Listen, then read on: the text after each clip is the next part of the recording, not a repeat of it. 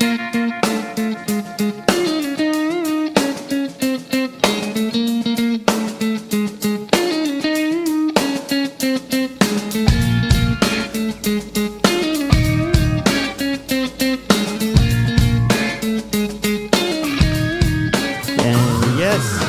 Nat, yes. Hello. Why did the cork want to break up with the wine bottle? Why? That's a great fucking question. I forgot the punchline. We're off to a fucking great start, man. I think what you just that was better than the punchline right there. It's a great fucking question. I know. It felt trapped in the relationship. Ba-doom. It might take me a minute We're to relearn slow. the buttons. Oh my goodness! What the fuck are we doing here? Well, you look good. Yeah, I feel like I haven't too. seen you since the last time I saw you. Well, like a week and a half ago. Right. We went to the trading card show together and then to the mall. You grown. Yeah. Oh, that was a lot of fun. So it's not like we don't see each other when we don't meet up for the show, but occasionally. Although aside from that, Yeah, we hadn't seen each other in a while. Yeah, it was good. For the holidays. Probably. So, we got to see each other, and our kids were going to this Pokemon card show thing, and it was like, you know what? It's just good luck, and we got to hang out for a day and talk over the show when probably we wouldn't have had time or thought of it, Yeah. So it was a good, and that's what precipitated this reunion. Well, that and some of the legal issues we need to iron out with RMA Incorporated. Yeah, we have to figure out. Apparently, you have to file tax returns. Who knew?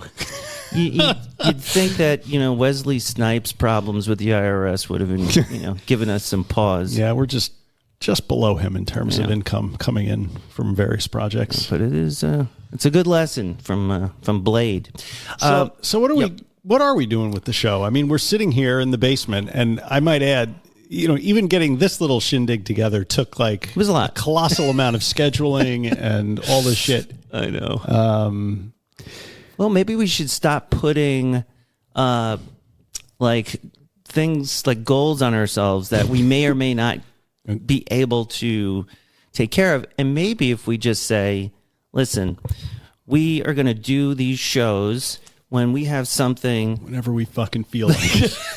Well, like I think we both want to do these things when we really feel like there's something that we can say that will be funny, informative, interesting, and not just throw schlocky whatever of us yammering every week just to do it. Although, isn't that what we're doing here today? Well, no. Actually, I think today is going to be better than we expected. So with that in mind, should we just dive in? Yeah. Might as well. Are you still going to do the thing? And we're back. Okay. Welcome to Recovery in the Middle Ages, the podcast about two middle-aged suburban dads in their pursuit of life, love, and recovery. I'm Nat X. I'm Mike. And boy, do we have a show for you. Today on RMA, the boys are back in town, and do they have something amazing to share with you? We're going to talk about some of the recent news. The Surgeon General is making... Dead. She died. She's dead? No, I'm kidding. Aw. She's something about alcohol, cancer, blah, blah, Alcohol and cancer. So, we've been talking about this a long time. The research is out. Any amount of alcohol is a risk for cancer. And so this is just more and more of that. A Surgeon General's label on alcohol. And it's getting curiouser and curiouser. All this and more today on a very, very special edition of RMA. Hey. Welcome back to Castle Grayskull Studios. I know everyone's been waiting for months for us to talk about cancer. Yeah.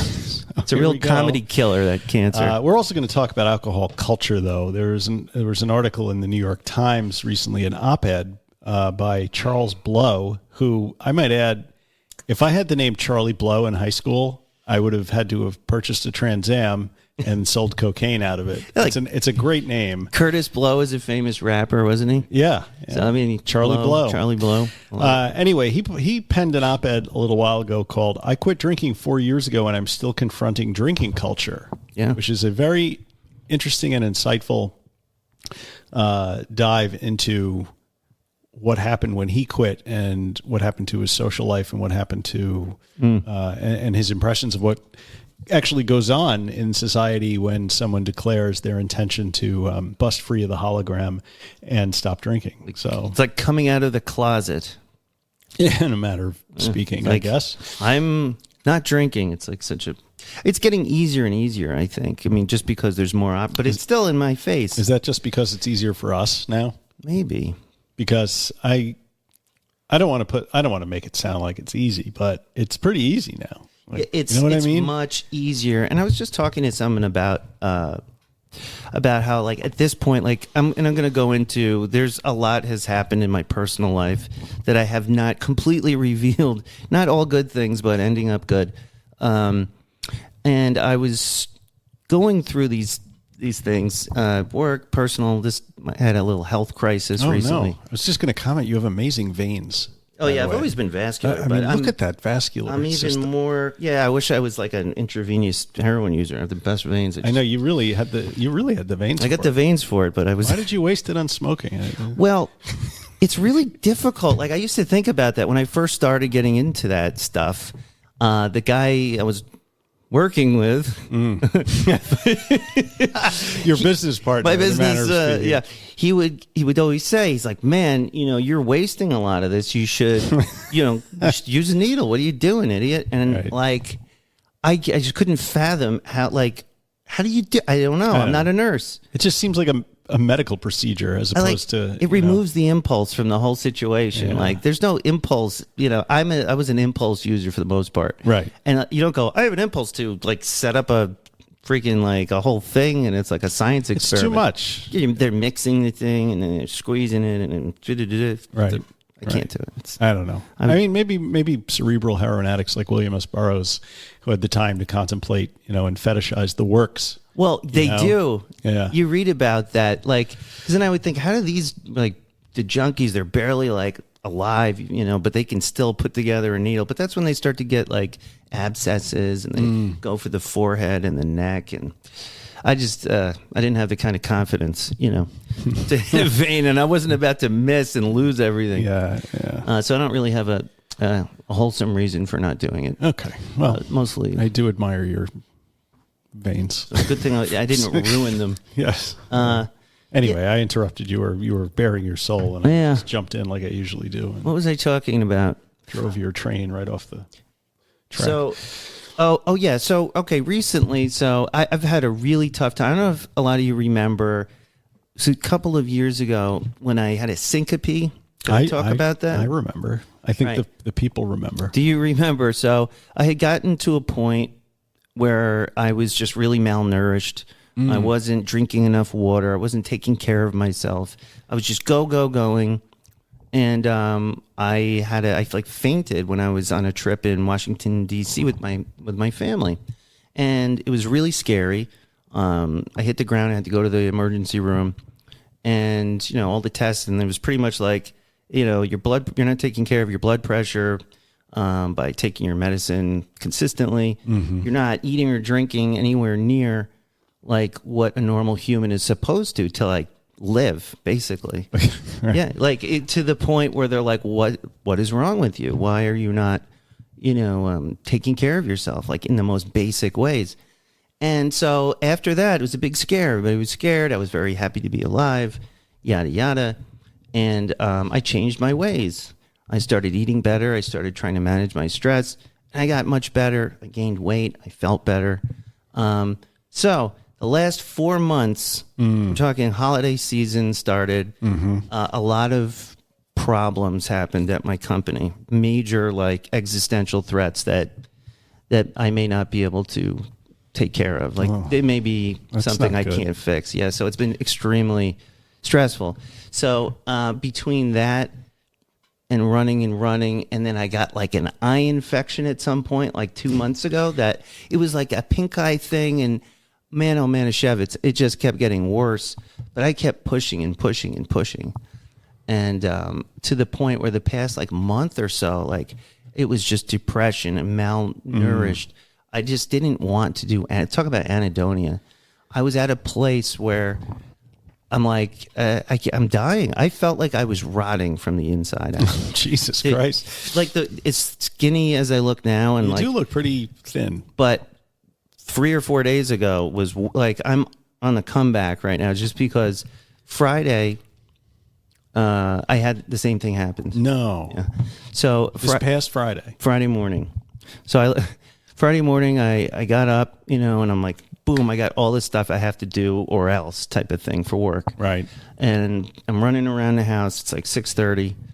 And I go to wake up my son. And I get him up. Noah gets up, whatever. I'm going to the kitchen. And I start to feel a little dizzy.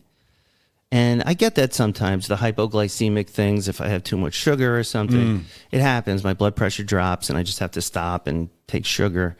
I drink like orange juice. Take sugar. I take sugar. I'm like, I have to take some sugar. Yeah. So, I thought it was kind of something like that. I'm like, all right, I'm moving too fast. I didn't really eat that well, which was the understatement of the century. Have you been eating well? Since. Okay. Since. But not like the last 6 months or so. No. Because I did watch you when we were at the hotel. I probably barely ate. Ago. No, I was good. You made inroads into that chicken quesadilla. Yeah. It was weird. It's weird because, it was very sporadic. Not that I was like watching how much you were eating. No, this is how I can hide these things. Because part of me was like thinking of asking you for a bite, like or one of those wedges. But I'm like, no. Nat looks like he needs to eat that entire quesadilla. Well, yeah, that's how it's been. It's like I got into this mode of I'm not eating for like 48 hours or snacking. No water, just coffee. And then I get to a place where we're like eating and I'm like, all right, I guess I have to eat. And then I realize my body's like, oh my God, food. So that all, so I ended up like hitting the ground. It was very scary. Like in your house? Yep. Like, faint. Thank God you weren't driving your car. Yeah. I mean, once I stood up, I wasn't getting very far. Like it was it didn't take long, but thank God I wasn't in my car. Yeah. Did they come? Did the EMTs come? Yeah. So I was immediately awake. Wow. I like hit the ground, but then I was up already, and you don't know what happened. I don't know if you ever fainted, but you don't know what happened. And I'm looking at my wife. Passed I'm like, out a couple times, but not fainted. I'm like, I'm good. I'm like, I got so. She's like, you are not good. Like go sit. I'm like, no, because you're out of it. And so ambulance came. Did it take like a minute? Yeah, it was pretty quick. Oyster Bay, half the people who live here are volunteer firemen. Oh, yeah. So if you injure yourself in Oyster Bay, someone will come to you within a minute or two. They were quick, and they were very good, and it was very, and then they went in the ambulance, and that was like, oh, my God, here I go. I'm like, I can't believe I'm in this spot. Where'd they take you? Glen Cove. Yeah, that's the better What one. a great hospital. If anything good came out of this is if you're in our area and you have to go to a hospital and they ask you, you say Glen Cove because nobody's in that emergency room. It's amazing. Right. Yeah. Like that would be the boringest like drama series ever, like Glen Cove Medical. It's like nothing is happening. Some doctors sitting around reading a magazine. Pretty much. Like they're walking around joking like, it looks like we have a patient. And I'm like, here we go. So that was extremely, it was a wake-up call for me, and prioritizing my health over whatever this job, money is. Who cares? Like, it's killing me, basically. Dude, where was my phone call during all this? I wasn't. Yeah, well, that's on me. I can help you, man. That is on, and at least provide an ear, and that's a sounding board, if you will. And it's of course like I know that, and this goes back to my old addict behavior, where I waited till I was nearly dead and in the ground before I reached out for help. Total character flaw. Wow. It's going to kill me, but I'm hoping. Do you think you replaced some of your addiction with work? 100%. Do you get the same, endorphin rush off of being like overwhelmed with work? Yeah, I think so. I think because if I don't have that falling on my head all the time, I'm like, what do I do? Yeah. But then it's an addiction. It's like dopamine comes from bad and good. Yeah. And the body, I don't think really cares where it's coming from. Yeah, and it's always a ride with this business. It's up, it's down. It's like, am I going to live? Am I going to die? Who knows? Well, you seem to have pushed that to the literal though at this point. Yeah. So this one was. So are you making some changes? Immediately. I mean, this was ever since that day. My wife has been great with it. She's like, you're going to eat, I'm going to make sure, you're going to help keep me on track. And I'm drinking lots and lots of water, electrolytes. Yeah, make sure you do electrolytes because if you drink too much water without them, you get hyponatremia That's what the doctor You said. could have a heart attack and die. So I'm definitely not doing that. Don't do that. But I got this. You hear Liquid IV advertised on podcasts you listen to probably. I hear it all over the place. My wife got a bunch of these, and they're amazing. I feel like $1 million. So I've just been. You've probably been so dehydrated. Yes. Right? That They once gave me you put 2 that in your liters body of was fluid. like a sponge, like expanding. From Yeah, well, my skin was like. I mean, this is just. I was disintegrating basically, and Christ. it was really horrible. And the worse I got, the more I didn't want to see anybody, the less I wanted to work. Nat, So why am I just hearing about this? I'm just processing it, and I'm just happy to be alive. Understand. You Because know, that's the way we are, man. I didn't even tell my parents, but why am I telling my parents? They're like 80 years old. Yeah, and you're a grown man. So I'm doing much better, and it was just a situation where I needed to treat myself better, and needed to just pay attention to what I'm taking in and taking it seriously. Well, at least you didn't. Keep. We'll be right back after this phone call.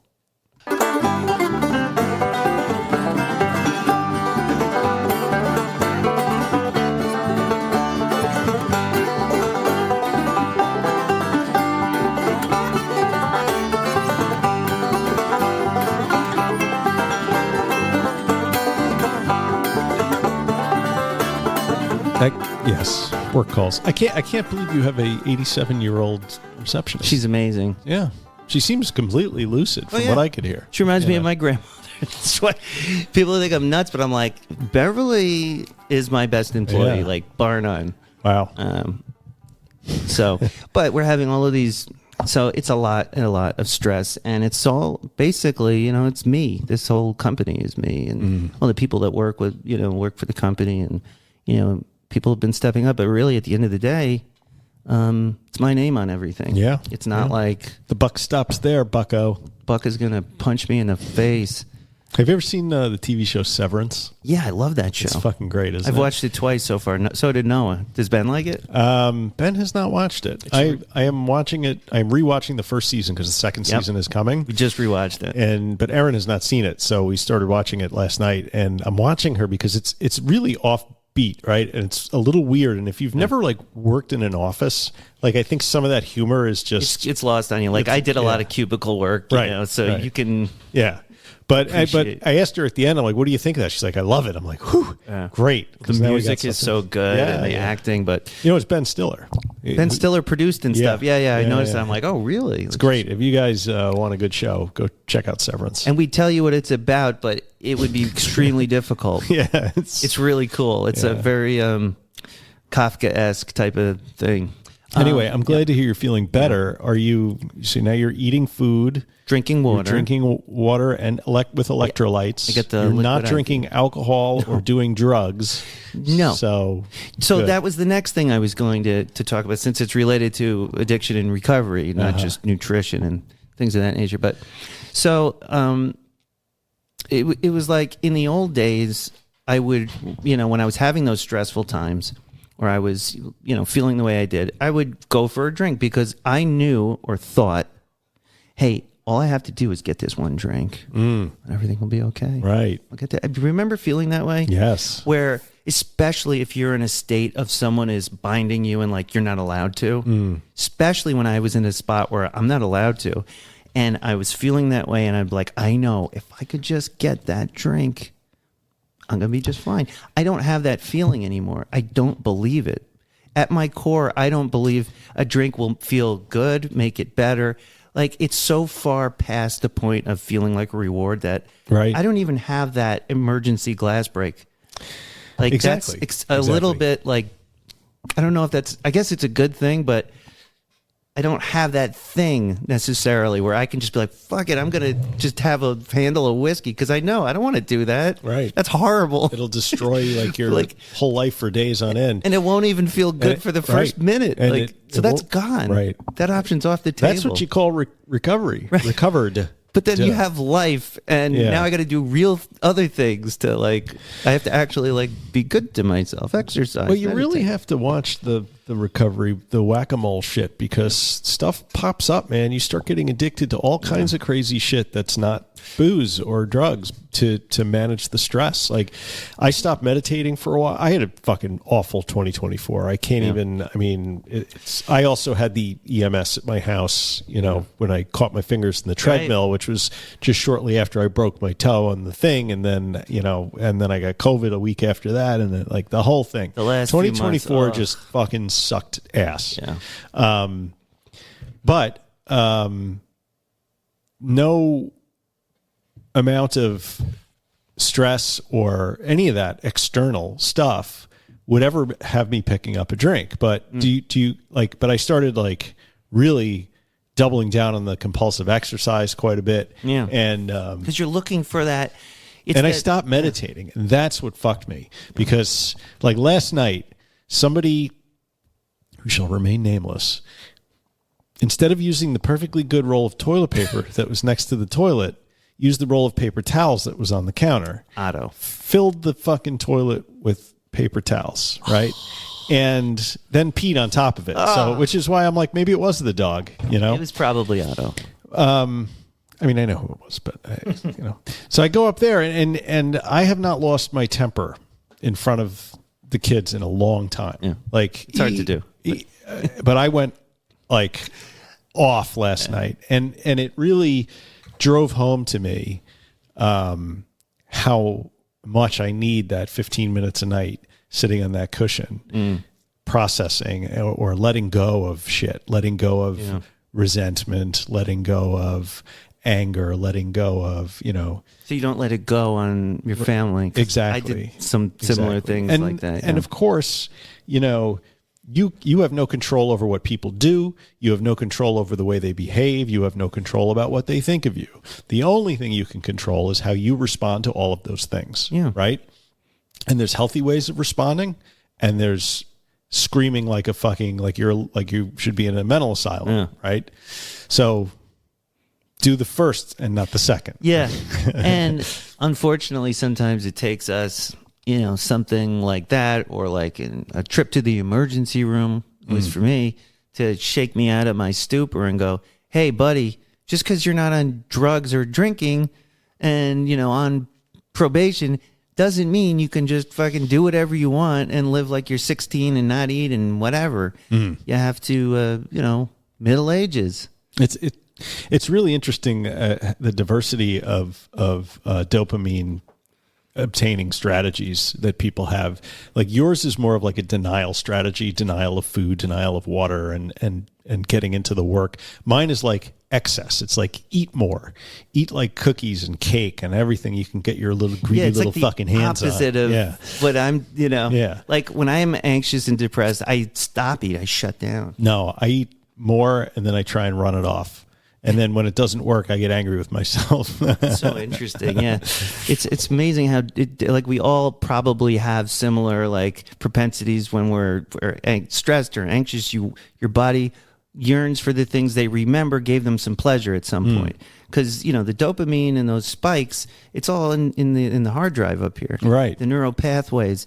So the minute your body gets into a state where it's like, I need to get happy, you know, it goes to whatever that is, a Twinkie, or is it a fried ice cream, or is it, you know, just drink more coffee like me. Right. Keep drinking coffee, you know, so long as you're feeling up and good, you know, you can be like a hummingbird, you know, like all over the place. But it's so hard for me to find that equilibrium, that like homeostasis where I'm like balanced. But I think it's, you know, look, I'm not dead, clearly.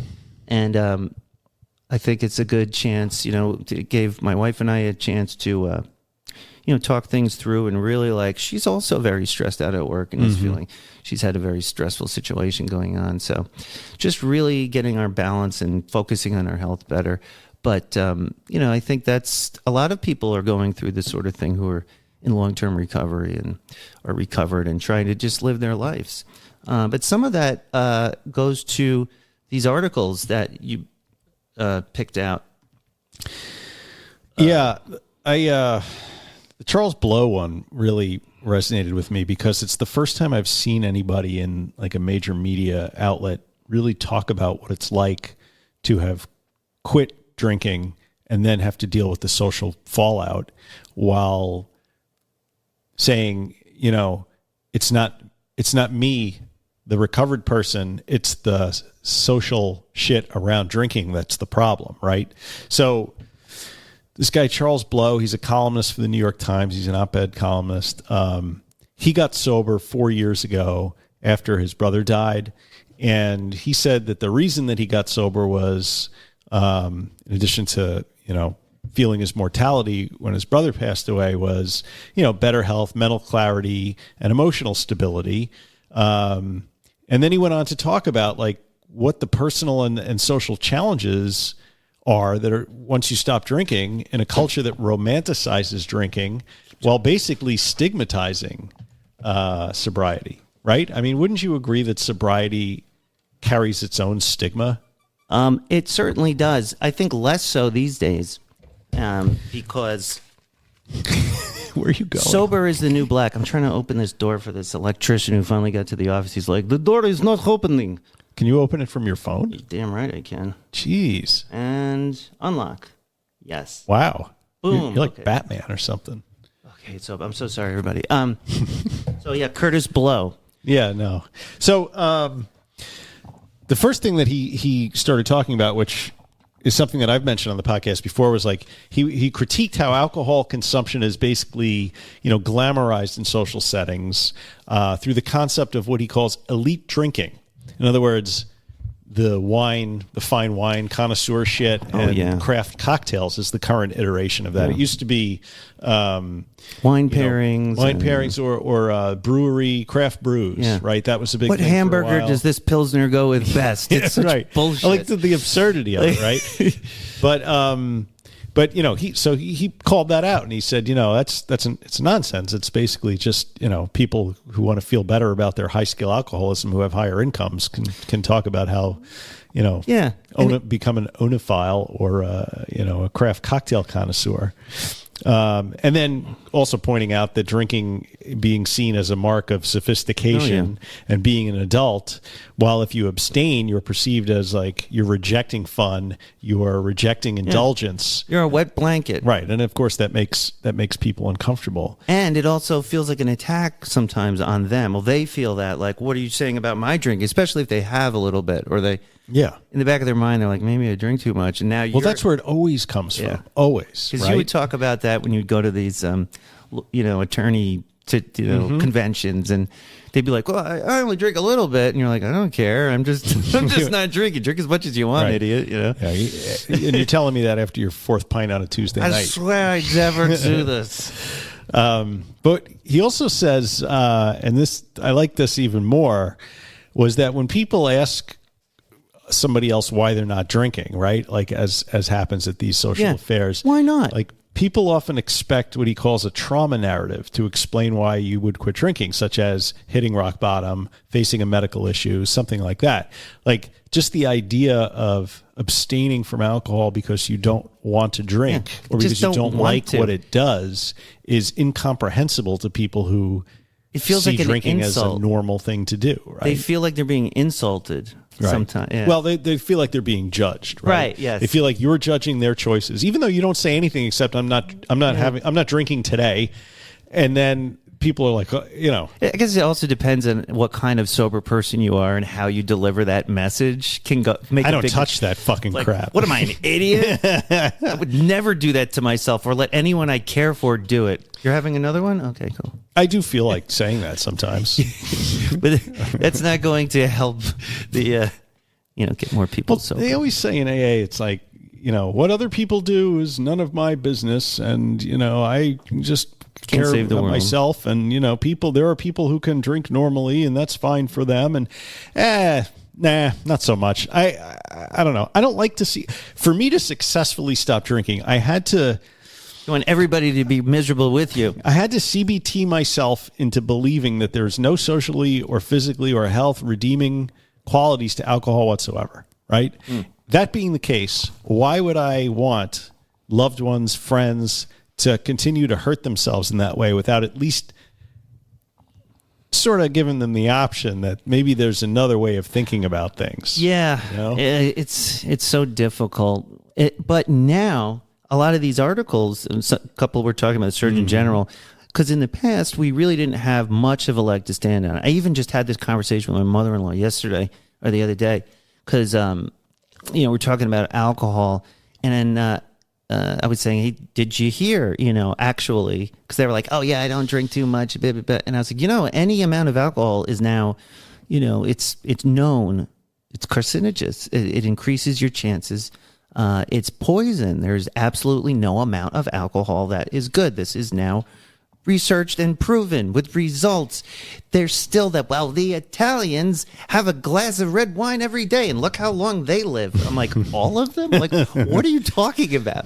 You know how long all of Italian people, like, what? And how many people have one glass of red wine? Never. It's a bottle. Every couple of days, It's like, there's still all this, like, old wives' tales or whatever you call it, like it's good, the antioxidants. It's just bullshit. And it's the marketing that's been perpetrated on us. It's the programming that we've had since we've been born, and it's so hard to break that. The marketing is so successful, though, that it gets non-drinkers to be seen as killjoys, or you want to stop everybody from having fun. But my thing is, like, why do you have to have fun this way? Like, why have we built our entire society around having fun in this particular way? Yeah. And it's funny having about that. Fun. I always take it upon myself when I'm going to a party where everyone's drinking, like, these parent things and get-togethers, and everyone knows I don't drink, but I make an effort when I'm there with my Coca-Cola Classic or whatever. I try and have fun and make sure they know that, listen, it doesn't matter if I'm drinking or not, I'm going to have fun, and I'm trying to, show them, and they probably don't give a shit and aren't paying attention, but at least for me, I want everyone to know that just because I'm not, getting wasted, I can still enjoy myself, See, when I go to these work conferences, I put that all on display the morning after. Because usually they have... when they least want to hear about it. Exactly. Usually they have breakfast at some ungodly hour. It starts at 7:30 or something. And people who hit it a little too hard the night before, which is a lot of the people that go to these things, Well, this is their chance. I make it a point of being especially chipper and cheerful the next morning. Get your three-piece suit on. Top hat and a cane. I'm like, I went for my 5-mile run this morning, got up real early, watched the sunrise, Yeah. And if I had a nickel for everyone that's like, I was planning on getting up and going to the gym or exercising before the program, so I just couldn't do it, Like, sucks for you. Sucks for you. But you know what? I get to do that now, because in the early days when I quit, people, piling on, why are you not drinking this? And I had to sit through all of that bullshit. We talked about that a lot. That was a major issue, and for both of us, probably for a lot of you. And how do you deal with that? A lot of our shows were like, how do you deal with this? Living in suburbia, right? Where every turn there's booze, and how do you explain yourself as though you have to, but you kind of do, because you're part of the community. People, especially small town, they want to trust you, Yeah. You're around their kids, right. At the time. Imagine that. If you're not drinking, they don't trust you around their kids. Right. Think about it. I didn't even think, we're on that Boy Scout trip, the Cub Scout trip, and they're like, what, you don't want to sneak out of the tent and get wasted with the rest of the dads at 10 o'clock? Yeah. I'm like, well, no, man. No. I don't, for one, I don't drink, but I don't think that's a good idea. Yeah. But it would make us feel like we're something wrong with us. It's everywhere, though. I mean, this year I ran the turkey trot again with Ben, and last year they switched the pickup of the numbers the night before the race to the brewery, which and they were like, well, this is a healthy endeavor you're doing tomorrow, so we're going to reward you for coming and picking up your number early with a coupon for a free beer. And I'm like, Yeah. He's like, you sure you don't want your beer, man? When I picked it up, I'm like, I'm good. But one thing I noticed, the Oyster Bay Brewery now has Athletic Brew non-alcoholic beer. Oh, good for it. Probably tastes like shit. Athletic Brew is good. I mean, I like this stuff. Oh, you like beer. The only beers I liked, if we're going to go down this road, I liked a Paulaner Hefeweizen. Mm-hmm. That is, if I ever had to come back on earth as a guy who drinks. I'd first get a glass of Chimay. Do you remember Chimay, the Trappist monks? I do. Those were two that were a little bit different. 7%. I can completely, but it's the flavor. But I was a total alcoholic, so when I say flavor, I'm remembering from way when I was so numb. It would probably taste horrendous right now. Yeah. Well, anybody that tells you they used to drink because of the taste, I find a hard time believing that. It's hard to think to an actual good flavor. Like that wasn't, I'm stomaching it. I'm stomaching the alcohol part of it to get past to the flavor, because you're always kind of tolerating the sour burn. And like, why? The weird thing for me is like I started liking IPAs, like non-alcoholic ones. You do acquire I never liked them when I was drinking beer. Like I thought they tasted like cat urine. But it's like kombucha, sort of, when it's like maybe a that's it. thing, I don't. But now I like it. Like I'm like I'll get a non-alcoholic IPA over. The alcohol does not help the flavor.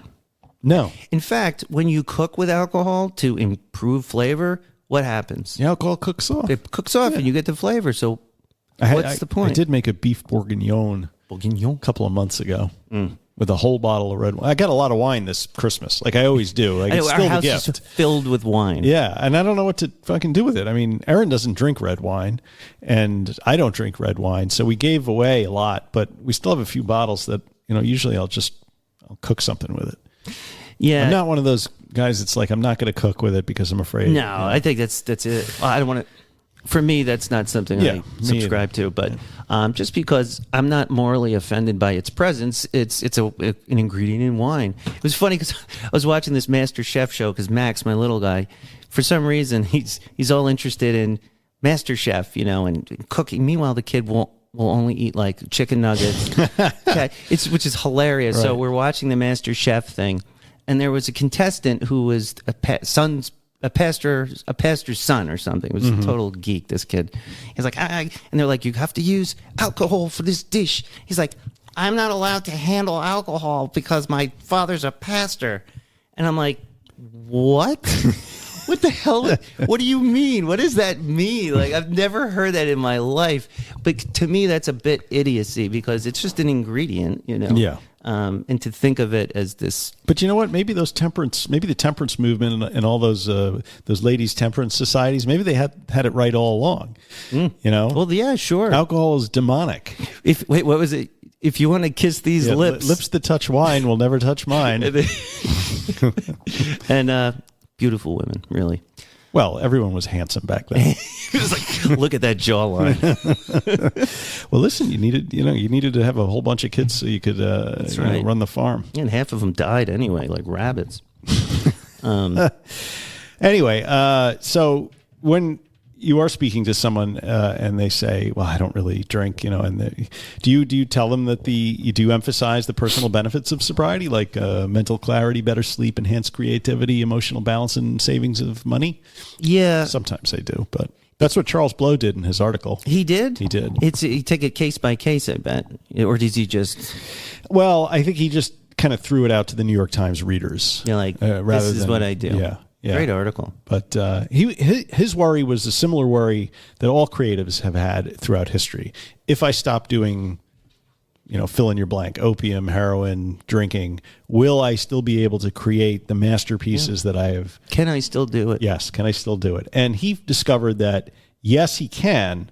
And my corollary to the yes, you can is it may take a while because your brain has to rejigger itself. Yep. Right. It doesn't, it's not going to be within the first year. Even I found, like, for example, one of my resolutions for 2025, one of my intentions, because I don't set resolutions. Yeah. One of my intentions is to write this book on recovery. Right. And I have been working on it a little bit every day, just enough that my mind can handle it. But I have found, and I tried to do this 4 years ago when I was about half a year in. Of course, so it's like daily journaling. Of course, the hubris of thinking after 6 months of sobriety that I could write a book on recovery. I'm ready to write a book. I'm going to become a counselor. Yeah, that in and of itself is like alcoholic thinking, right? But But I find that the way that I can write now, like the way that the synapses in my brain are fitting together correctly, is something that I just assumed that was gone forever because I was getting older. But really, it was like the years of drinking, and my brain just needed to untangle itself. Well, like you heard my 87-year-old receptionist. Yes. 87. She sounds sharper than most people my age who are, drinking all the time. How much does she drink? Nothing. She doesn't drink anything. She won't touch this stuff. And if she does, it's a little Manischewitz on Passover. But she's not a drinker. She never was. Yada. But like, you don't have to be, cloudy just because you're older. You just have to be healthier. And that goes for me too with the nutrition, not just alcohol, but alcohol is what we're talking about. So absolutely, it's not.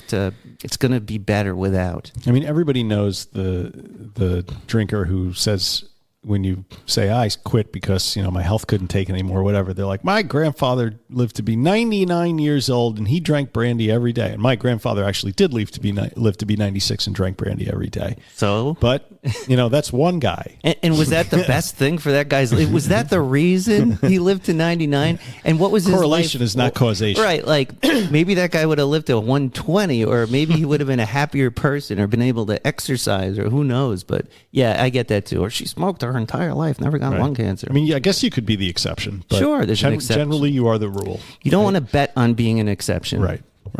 Or hang your hat on it. No. So just to sort of square the circle on Charles Blow's article, he had one other observation that I thought was different from some of the other articles that I've seen on people who get sober and then write articles on getting sober. He noted that the underlying sadness in many drinking environments was so present once he went into them as a sober person. Yeah, you noticed. And he noticed it. He described the bars as places where loneliness is usually masked by laughter, And I thought, there's so much gallows humor in bars, That's why Cheers was so popular. People could relate. Yes. Have you, by the way, watched the new Ted Danson show where he goes undercover in an old age home? Brilliant. You think? I love it. Well, I love Ted Danson these days. He was just in this show called Curb. The Good Place. Oh, The Good Place. Which he's amazing in. But if you don't like him in, you don't like that show? I think it's cute. It's not like... It's not brilliant and amazing. No. It was cute. It has moments, right? It's something I watched with my wife. We were like trying to find shows, and it was funny. He's great. But not the greatest show ever, but he's funny in it. It's kind of our...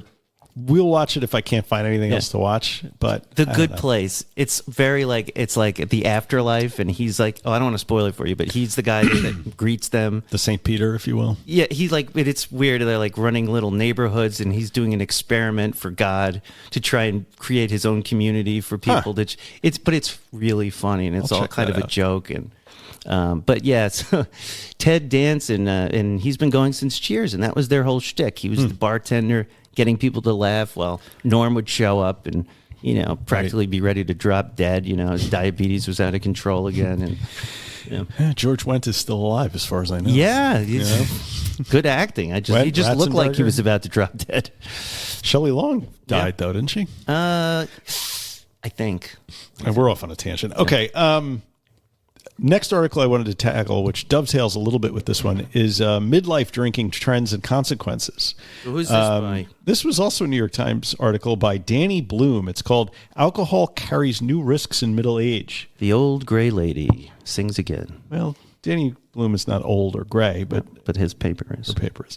People over 35 can experience different physical effects than younger. By the way, should we Yeah! All right! Recovery in the news. Recovery in the news. Recovery. Recovery in the news. Motherfucker. We're back. Did you? That was good. Did you miss doing that? I did. I could wake up at 1 a.m. just like out of a dead sleep and recovery. Yeah, I could hit it. Christine's like, shut the fuck up and go to bed. Recovery in the news. Yeah, so midlife drinking. Yes. It's not good for your health. Stop doing it. But Americans aged 35 to 50 I guess I'm older than middle age now. How fucking depressing is that? I was thinking we might have to change the name of the podcast in about a few years. Recovery the elder years. Americans aged 35 to 50 are drinking more, with binge drinking reaching record highs in 2022. The sharpest increase in heavy alcohol use, people in their 40s. Particularly concerning for middle-aged women who are increasingly suffering from alcohol-related liver and heart disease. We've talked about this in the past. Researchers attribute the rise in drinking to factors like balancing responsibilities for children and aging parents, increased work stress, and pervasive loneliness. And midlife is a time when health issues from long-term use really start to, like cancer, heart disease, and liver problems, begin to manifest. As the body ages, it processes alcohol less efficiently, which one could look at the positive of that. It takes less to get you drunk. Right, and many do. Towards the end there, when I was hitting the wine at night, I would notice like one or two glasses, I would be kind of half in the bag, if not 3/4 in the bag. Cheaper. Yeah. Anyway,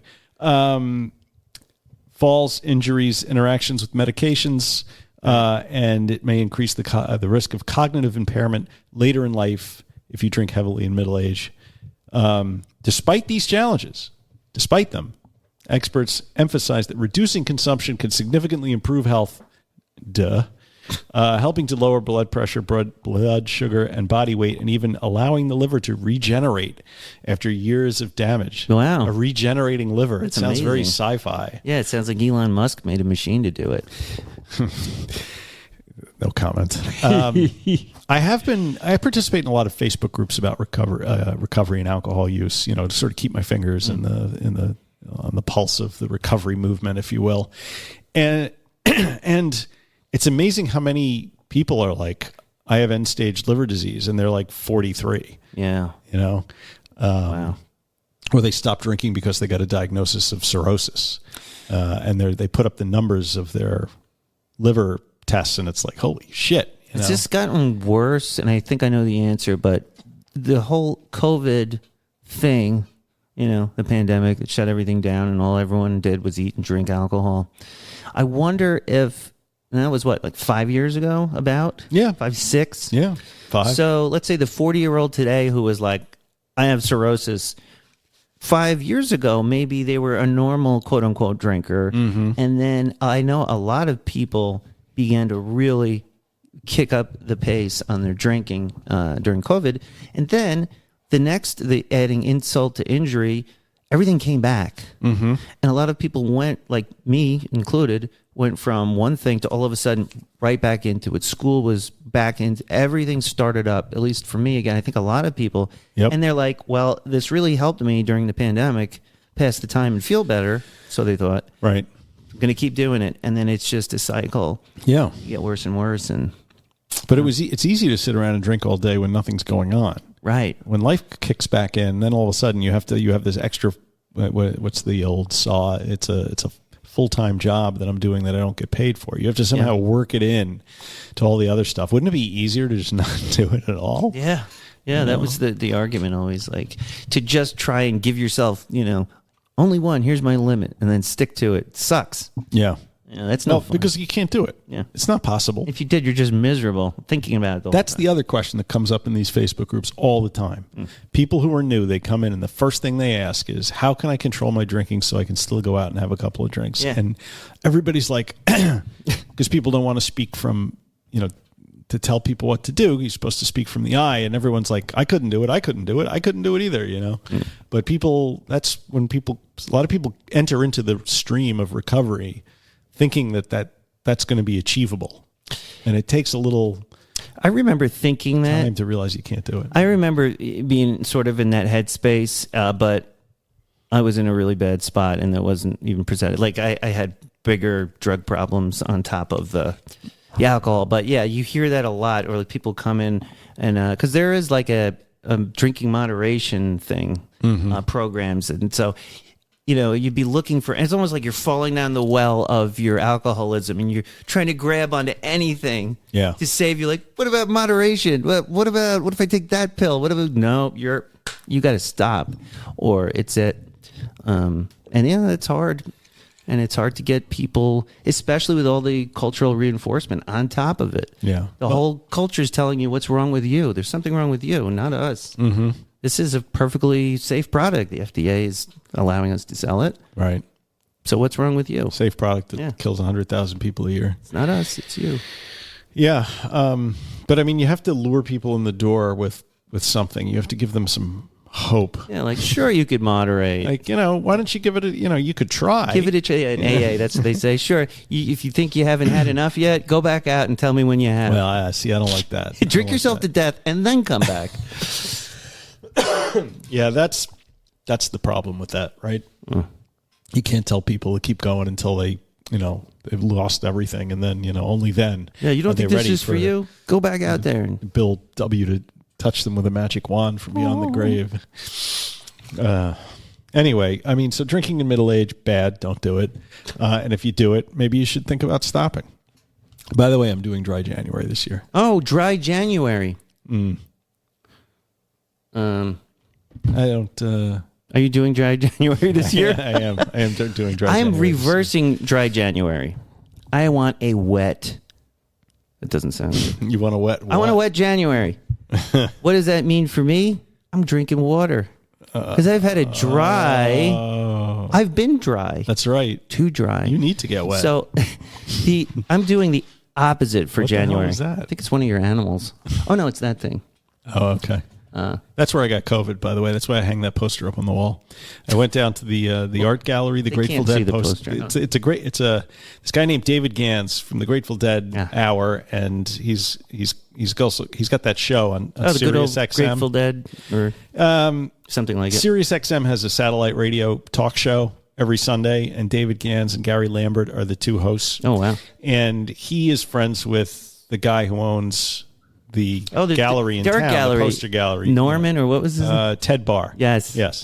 So he came, it was right after Phil Lesh passed away, actually, like a week after, the bass player from the Grateful Dead. I actually knew that one. Okay. One of the few things I know about the Grateful Dead. So I was kind of like, okay, I need to see my tribe. I need to go see my Deadhead tribe. And this was a 5-minute drive from my house. So I'm like, this is perfect because I'm old. And it started at like 7 o'clock. I'm like, this is great. So I get there and it's all these other geriatric deadheads hanging out. Where is that? I can't read the... It's at the bar gallery. Right? He was there? Yeah, in town. Holy crap. I mean, it's not like he's like... No, but still, if you like that stuff and you want to meet the guy, it's cool. I mean, the last time I saw him play live was also at the bar gallery. But the time before that is when I drove out to San Francisco in 1989 and his band was playing... at a little bar somewhere in near the Castro in San Francisco, and I went to see it. And the day before, I had seen the Jerry Garcia band at the Warfield. So it didn't impress me as much, right? But I was like, okay, I'll go see him. So I go, and there's all these people, older, deadheads from the area. Some of them very well heeled from like Oyster Bay Cove in that area.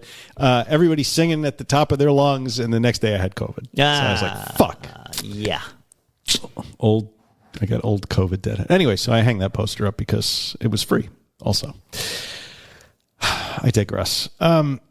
Right, so middle-aged drinking bad. So the final article... In summary. is called Alcohol and Cancer, which we've been promising since the beginning of the show. Just what you've been waiting for. I have this horrible frog in my throat. I have not talked this much in a long time. Maybe get some water on a break. No breaks. Let's just let's power through. Because you're going to deal with the dryness. I want to talk about UFOs for a little bit at the end. Yes, there's been a lot of UFO news. When it comes to drinking, there are no good answers. This is by Rachel Bedard, a physician who writes about medicine and criminal justice, also in the New York Times. January 13th, 2025. The Times has been writing a lot about alcohol lately, about alcohol and cancer, alcohol being a problem for middle-aged people. I don't know. Maybe they got a editor in recovery who's pushing these things. I mean, a lot more people are out with it. And it's... Yeah.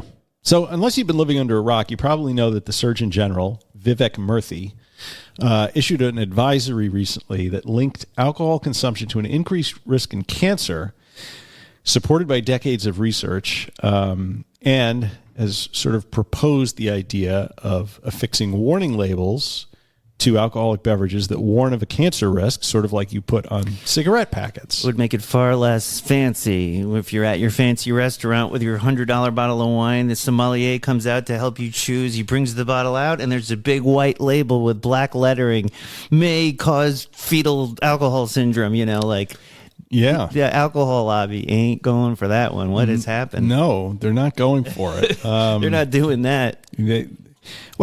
But if you look at it, I don't know if you've ever seen cigarette labels in European countries or They're any other country. horrifying. It's like pictures of people literally dying of Oh, cancer. they started doing that? Because I remember the big skull and bones, the whole thing. No, was they have covered. like people with throat holes and stuff, like saying, smoking killed me. Don't say we didn't warn you, basically. If you think that the alcohol lobby is ever going to allow anything like that in this country, it's just not going to happen. I mean, the cigarette companies don't even allow those things, and they have no power really anymore anyway. No, they're out of it. They lost out to vaping and weed.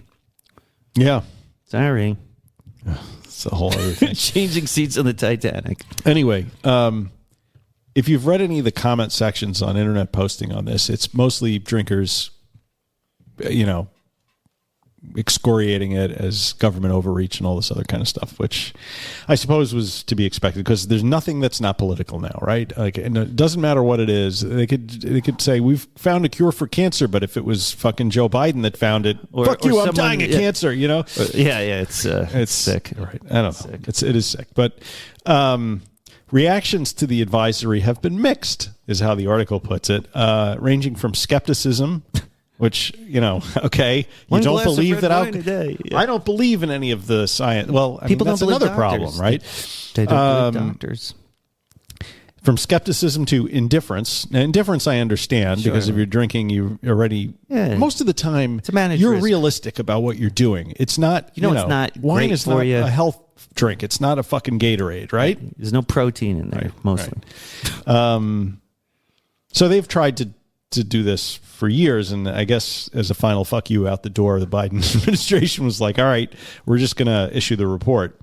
And kudos to them for doing it. Whether a label will have an immediate effect, probably not. But, the little labels that they put on cigarette packs were just the beginning in a longer arc of public information that finally resulted in the level of smoking dropping in this country by more than half. And that's the whole point of having, a lot of people may say, what are you trying to ruin our good time? Why are you trying to do this and make it like that? But the truth is, the whole point of having an FDA and having a Surgeon General and having a government to whom we pay taxes and it has certain functions, one of those functions is when there's a product like that is actually really bad, but the people selling it are kind of telling us, not so bad, you can have as much as you want. Mm-hmm. We are supposed to rely on the institutions like a Surgeon General to tell us who we're supposed to say, I believe the Surgeon General over the people trying to sell me this shit because he's not making money or she's not making money off it. And we're supposed to say, oh, thank you so much for letting us know. I didn't realize they were telling me it was fine. So that's the whole point of that. And the fact that it does not have that effect for some of the reasons you already listed, which are horrible. Well, if the government has any function at all in society, it should be to protect the citizens, right? Right. Is this not protecting your citizens? It's making an effort. The government doesn't make it easy by the revolving door between like the regulatory bodies and the companies that they're supposed to be regulating, and people always taking jobs at those companies. Yeah. So the government has credibility issues, but I think when it's supported by science that's so well researched and extensive that putting a label on shouldn't get anybody's panties in a ruffle, right? How many new cases of alcohol-related cancer do you think there are in this country every year? Oh, I don't know. A lot. 100,000. 100,000 new cases annually in the U.S., 20,000 deaths. Okay? Wow. Smoking, by comparison, 200 deaths a year. Okay? So a tenth, right? Is that a tenth? Don't ask me to do math. I'm worse. The increase in absolute risk for developing alcohol-related cancers, 2.5% for women, 1.5 percentage points for men. And a daily drink increases a woman's risk of breast cancer by 10%, right? It's interesting how public skepticism of this labeling scheme sort of mirrored the one that came out that occurred in 1964 when they first had an advisory of smoking and lung cancer. Maybe because prior to that, the doctors were saying, pregnant women smoke Winston's. Yeah, it relaxes your Q zone. Right. But I mean, haven't we just gone through a similar thing here where for the last 20 years, doctors have been saying that a drink a day is good for your overall health? Yeah. I mean, isn't it almost exactly the same? And not only that, when I spoke recently to my GP, I mentioned I didn't drink. And I said, because I said just what we're saying, it causes cancer. And I said, Surgeon General, blah, blah, blah. He goes, yeah, but, one a day isn't so bad. Yeah, like, this is a doctor, like What about one cigarette a day, Doc? How about just a little blow? Just one bump. Yeah. Just a little heroin. Just a touch. It's so ingrained in our whole medical, cultural, everything. It's just going to be heavy lift to fix it. Heavy lift, but I'm glad that the arc of the moral universe is long, but it bends towards justice. Martin Luther King. Yeah, but apropos of his holidays coming up. Keeps bending and then swallows itself like an It's an Ouroboros. Yeah. Fuck. That's not good. So you just throw cold water on that one. But yeah, it's Martin Luther King was definitely right. Was he? Always. Yeah. He was much more of a radical than people give him credit for being, but that's another discussion. And that's about all I have to say about those 3 articles. Did you want to talk about UFOs for a little while? I didn't exactly That's okay. Let's do it anyway. Week in Weird. All right. Can I just say, yes, it's been pretty fucking weird what's going on. Yes. Everywhere. Like, yes, it's so there's a lot. Near as I can suss out here, there's 2 things happening. Mm-hmm. There are these giant drones about the size of Volkswagen buses flying around. What are they? And there's orbs. There's these orbs that are moving around, changing shape. They get caught on radar. Yeah. And the Air Force reports this. Right. Coming from the Navy. This has been happening. I've been saying this. I've been screaming from the rooftops for my whole life that this was going on. And finally. Okay. Let me ask you this. Yes. What do you think the drones are? Because the theories I've heard are like, there's nuclear material that got out and these are sniffer drones from the Army trying to find it, or the orbs have been going around deactivating nuclear weapons, and that these drones are our monitoring drones to see what they're up to. How much time? Your theory. How much time do you have? How much time do you have? This is something I've been looking at and thinking about and reading about for years and years and years. There is a lot of evidence, anecdotal reports, people from the Army, of things like that, invading nuclear test sites, where they house nuclear weapons. Just like there'll be something on their radar that should not be anywhere near where it is. Nobody knows how it got there, and missiles get deactivated. They get they don't know how it happened. There's no way it could have been done like that. They have no idea. Are they doing this as a preemptive for an invasion, or to keep us from killing each other? It's to keep us from killing each other, from my understanding, because if you look at the history, there's books about this, guys who have been documenting this from the, these are legitimate. Are any of these people not under psychiatric care? All of them. Okay. No, I'm serious. They have legitimate, this is all coming out now. There's been a congressional, they had a whole congressional session where people were coming out and saying, okay, now the government has allowed us. There's actually been an order that says now pilots are allowed to report these things, and they want them to. Where in the past, if you reported something you saw like that, you were out. You were in a psych ward. But now they're like, okay, listen, from now on, please, we want to know, because they're realizing, like, we don't know what this is. The reason I don't think it's an invasion is because this has been going on since, these things have been documented, kind of like invading our airspace for 60, 70 years, and they haven't taken us over. So why are they only deactivating one here, one there? Why not just do all of them at once? This is a really long conversation, and I think maybe we need to just do an episode. The more I talk about what I think about this, the crazier I'm going to look. But the bottom line is, whatever it is, it's clear that our government doesn't know what it is, or it's them and they don't want us to know what they're doing, which is another, there's a lot of black budget stuff. If you look at the congressional budget, there is a significant amount of money that's considered black budget, which has no congressional oversight unless it's part of a compartmentalized, program. There's these compartmentalized special programs with the military, DARPA, the defense, right, whatever. And but so I mean, that would have to be on a huge scale. It is. Yeah. We're talking trillions of dollars. Yeah. Think about what's that Space Force that just popped up. Like, there's always been a Space Force, but now they're like, we have to start getting congressional oversight because this is serious, because the other countries are dealing with it too.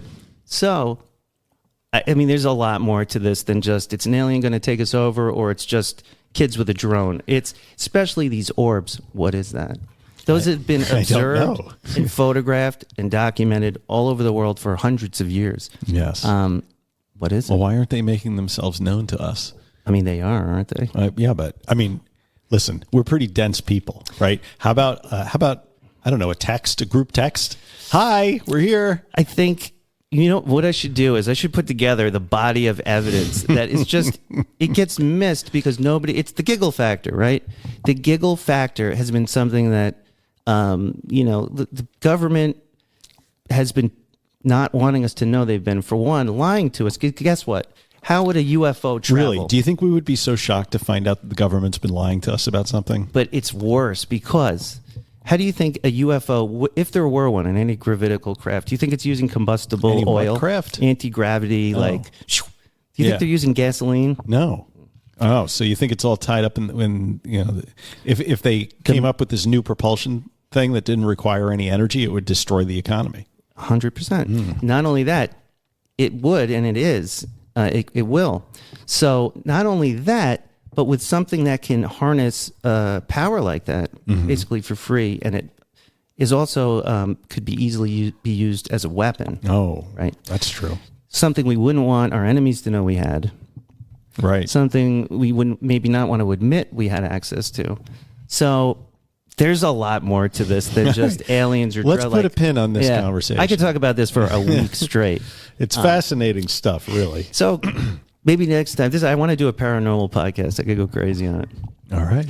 Week in Weird. Well, I would love to hear what you guys think of the drone situation because I think it's a few different things. The fact that they're the size of a car and that sort of thing. You're still going on it. Man, oh, man, Shevitz, what a noodle. Man, oh, man, Shevitz, what a noodle. Yeah. So as far as the future of this show, which probably we should have talked about. We'll see you next week. I don't know. We're going to do our best to get shows out, to keep in touch with you all, because 2025 is a new year. Yeah. Nat is eating chicken salad. My bones have all healed. Oh, yeah, chicken salad. You remember that? I remember the chicken salad. I'm going to get to chicken salad again. You see, I need this show. I need Mike. I need the show. I need everybody. We're also on the Discord going to reopen the What Should Nat Eat discussion line so people can send you some ideas of ways to fatten you up. And I'm glad that you have turned the corner and are now going to treat yourself with the respect that you so richly deserve. For at least another year or two until I do it again. Right. And I'll get our podcast back together. But we're going to try to get shows out. I can't promise you it's going to be weekly or bi-weekly or any of that shit. But we like doing this. I like spending time in a basement with you. I love it. I do. I love knowing... And it's not a church basement. Yeah, not a church basement of any kind. So I want to keep doing this, and I can't commit to a regular schedule, neither can you, but we're going to do the best we can, guys, and that's about it. That's all we can do. Well, that about does it for today. I know I had a good time. Did you? I had a fucking great time. Thank you so much for listening. Visit us at Podbean, Apple Podcasts, Facebook, Instagram, Spotify, YouTube, and Twitter XO. Tweet us at TwatYouTwit on X. Support your favorite show, guys. Why not give us another 5-star review if you've already done it? Or at least stop trashing us because we went away and didn't tell anybody where we were going. We just suck at doing our pseudo jobs here.